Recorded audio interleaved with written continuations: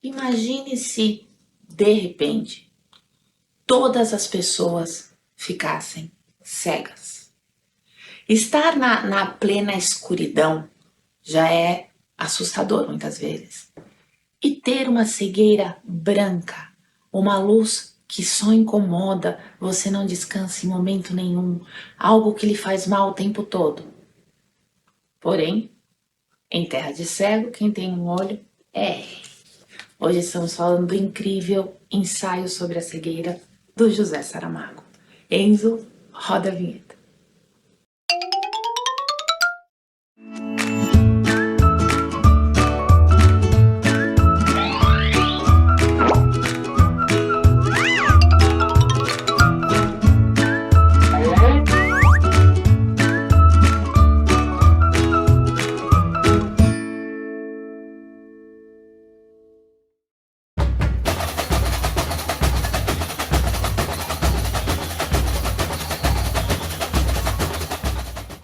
Olá, que bom que você está aqui.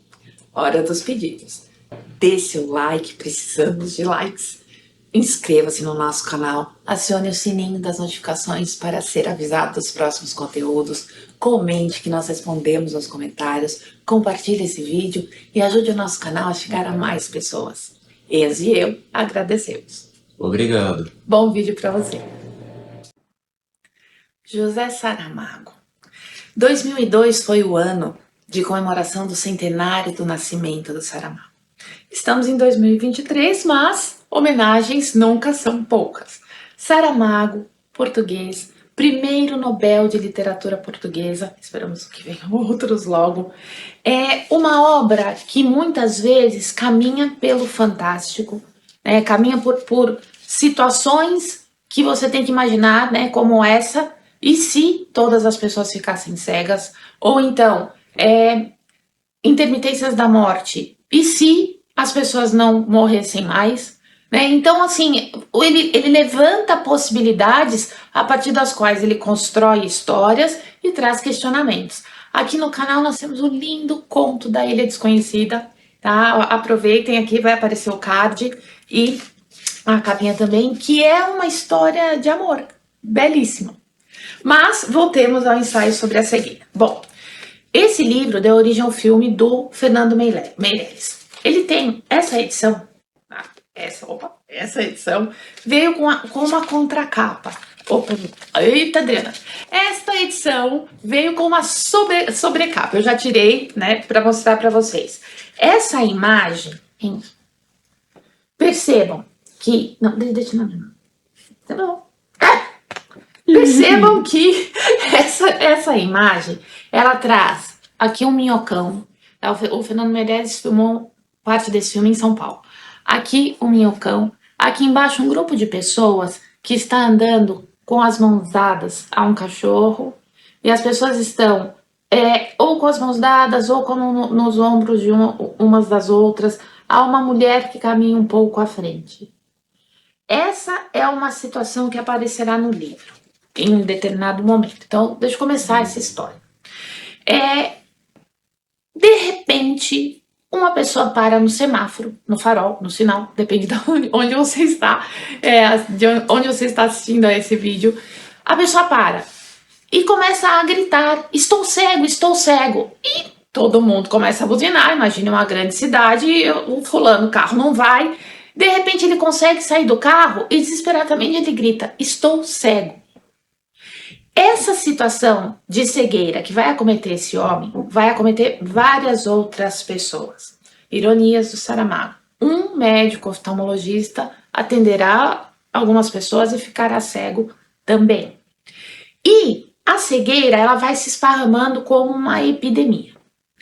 Quando as autoridades se apercebem daquilo e não conseguem explicar, não conseguem deter o avanço da tal doença da cegueira branca, elas pegam essas pessoas e colocam naquilo que era o prédio de um manicômio. Então vá acompanhando as entrelinhas do que acontece nessa história. Então as pessoas são excluídas da sociedade. A esposa do médico é a única pessoa deste mundo que não ficará cega. Apenas o marido sabe que ela ainda enxerga. Então ela tem que tomar muito cuidado com a linguagem, porque quando a polícia vai buscar, depois o exército vai entrar nessa e tal, vai buscar as pessoas que estão doentes para isolá-las no manicômio, ela tem que se comportar como se ela estivesse cega também, para poder ser levada e não ser afastada do marido. Bem, várias pessoas, uma garota de programa, esse senhor, né, que estava no carro, um senhor mais velho que não tinha um dos olhos, né, que usava uma venda. Olha, de novo, quantos símbolos e sinais que a gente tem aqui. Essas pessoas vão ser levadas ao espaço que era do manicômio, certo? É um prédio vazio, com as instalações podres. Então, tudo isso nos é contado pelos olhos dessa mulher, que é a única pessoa que está vendo ali. Todas as instalações estão podres e eles jogam as pessoas lá dentro. Como a doença vai se alastrando muito rapidamente, eu estou chamando aqui de doença porque, na verdade, é uma situação, não se sabe se é uma doença ou não. Tá? Então, mas vocês acompanham assim, como essa cegueira está se alastrando, os soldados que antes estavam levando comida, né, para aquelas pessoas e tal, eles vão se afastando cada vez mais fisicamente com medo da contaminação. E outros contaminados, outras pessoas com a cegueira são levadas para esse mesmo manicômio. Então, um espaço que cabia, vou chutar aqui um número, 10 pessoas, 20 pessoas, havia 200 lá dentro. Nossa, parece cadeia no Brasil, não é? Bem, havia muita gente aglomerada, não havia comida para todo mundo, e aí vira a lei da selva. Vira a lei da selva por quê? Porque é uma situação de sobrevivência. E da mesma forma que também acontece nos presídios, eu estou dando fazendo essa comparação com presídios no Brasil, a superlotação e as condições em que os presos vivem. Isso não aparece no livro, obviamente, mas é para você conseguir fazer essa analogia daquela situação, uma situação nossa conhecida, para a situação que aparece na obra. Sempre haverá alguém que vai ocupar uma situação de liderança. A mulher do médico, ela cuida das pessoas mais próximas a eles, daqueles primeiros contaminados. Tá? Mas ninguém sabe, além do marido, que ela ainda vê. E ela fica o tempo todo na expectativa de ficar cega também. Acordar todos os dias é um susto para ela, porque ela não sabe se vai acordar vendo ou não. Porém, os outros contaminados que vão chegando, vai aparecer logo uma liderança. E como eu disse, lei da selva. E o que essa liderança faz?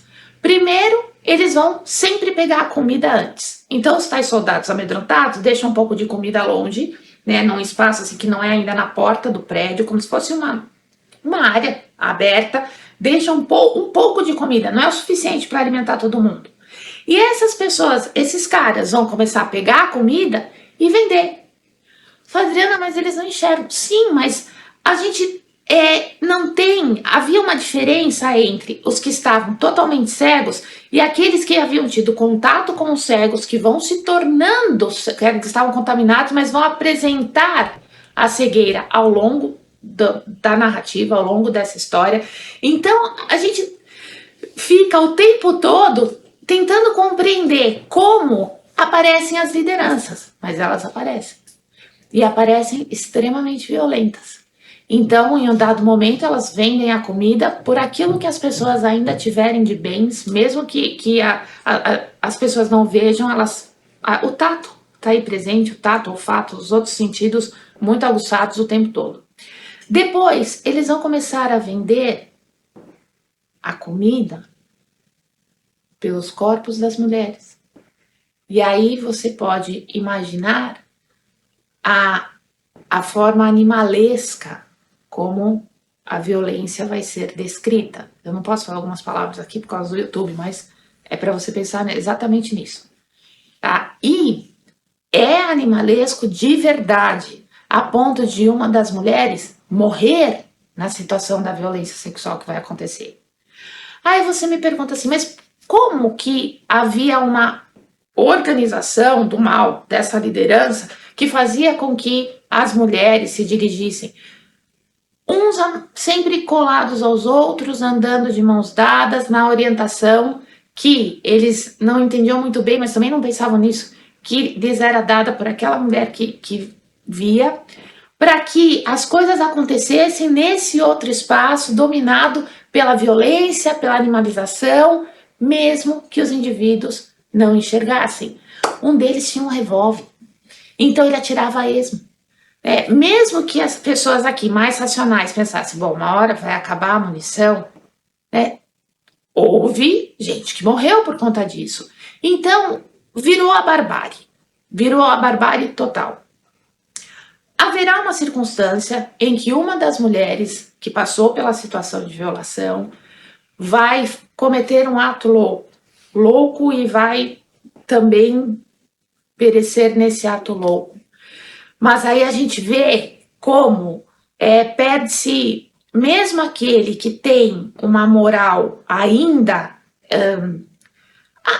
firme, isso tudo vai se perder nessas situações que não tem freio, tá? Que vão acontecendo ao longo dessa história. No momento, um manicômio não vai mais receber comida, os soldados sumiram, vai acontecer essa tragédia de que eu falei, e essas poucas pessoas que apareceram aqui na capa, que eu mostrei para vocês, né, nessa cena que aparece no filme, e que aparecem aí, portanto, nessa nossa narrativa, essas pessoas vão conseguir sair. Porém, imagina a cidade que elas vão encontrar. Percebe? Uma cidade em que você tem carros pelos cantos e a mulher do médico, a mulher que enxerga, vai nos contar de pessoas que acabam comendo a carne de outras pessoas mortas. Ou ela vai mostrar uma situação em que um homem jogado ali, e veja que nesse momento na cidade todos se igualam, né? Você não tem mais ricos e pobres, você tem pessoas cegas. E um homem que estava lá jogado, o cheiro é de urina, o cheiro é de fezes, o cheiro é de podridão, as pessoas lutando pelo pouco de alimento que ainda havia em algum lugar que elas encontrassem, as pessoas invadindo as casas, porque agora nada é de ninguém, tudo é de todo mundo e não há mais lei. Ela vai ver um homem ainda vivo sendo devorado por cachorros. Então, quando eu falo dessa coisa da barbárie, né? Mas ainda, pense em uma mulher que não se fala em nenhum momento, antes da cegueira começar, que ela tivesse uma profissão. Fala-se que parece que é uma mulher dona de casa, cuidava do marido médico e tal. Ao longo da trajetória dessa narrativa, eu disse, quem tem olho é rei. Ela vai assumir uma função que é diferente, né? Porque é ela meio que cuida do grupo de pessoas, ainda que passem por toda aquela barbárie que eu falei, ela ainda cuida. E ela tem a percepção de que essa figura que ela tem, que também é uma liderança forte, importante, é uma liderança muito importante, essa figura que ela exerce, se as pessoas voltarem a enxergar, ela vai perder. Então é uma narrativa que você pode fazer uma leitura dessa narrativa, uma leitura superficial, que você vai acompanhar essa historinha, claro, com muito mais fatos. Eu passei uma linha mestra, mas você vai acompanhar essa história. E para uma leitura mais de mergulho, você vai perceber como funciona cada uma dessas personagens psicologicamente falando. Então, uma mulher de um médico oftalmologista que ainda vê, a única que vê. Um médico oftalmologista que, ironicamente, vai ter essa cegueira. Aquele primeiro homem, ele vai ser assaltado. Vão roubar o carro dele, porque ainda vai haver um momento entre aqueles que enxergam e aqueles que não enxergam se encontrando. E vai haver esse tipo de abuso. Aí teremos também uma criança estrábica, que vai se tornar cega, a garota de programa que eu comentei. Então são mergulhos em mentes que têm memórias e que tinham sonhos. E de repente, tudo aquilo vai ficar na indefinição dessa cegueira branca. Gente, é um livro que é uma história, né? Que a gente fica no IC. E se houvesse uma pandemia causada por um vírus incontrolável, que viria a matar milhares e milhares de pessoas no mundo. É tudo tão recente para nós, essa obra de 95. E é um livro que, falei do filme, né, do Fernando Meirelles, é um livro muito impactante. Tá? De acesso para todas as pessoas. Já me perguntaram sobre o Saramago. Adriana, mas a escrita dele é tão difícil, né? Ele não usa os sinais de pontuação tradicionais, ele não usa a travessão, por exemplo, para introduzir um diálogo.